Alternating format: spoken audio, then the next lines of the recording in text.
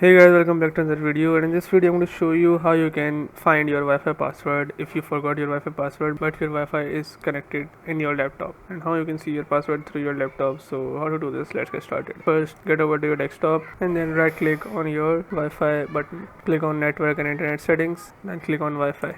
Here you'll see your network, just click on other network and then Wi-Fi network password, just click on show.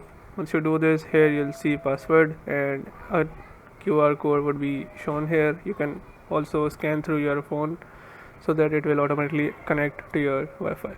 So yes, this is how you can do it, guys. If your problem still occurs, so make sure to comment down below so we can bring a detailed guide on this video. Alright, that's it for today's tutorial. I really hope this video helped you solve your problem or learn something new about your PC. My goal on this channel is to make everything about computers simple and easy, whether it's fixing errors, downloading software or any game, boosting performance of any Windows or any game, or understanding new tool. If this video was helpful in any way, don't forget to hit the like button because it really motivates me to keep bringing you more useful content.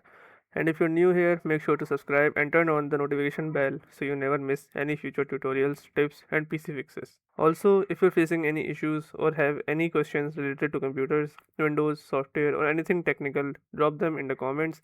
I read all of your comments and I'll try my best to help you out. Thanks a lot for watching. Take care of your system, keep learning, and I'll see you in the next video. Thanks for watching.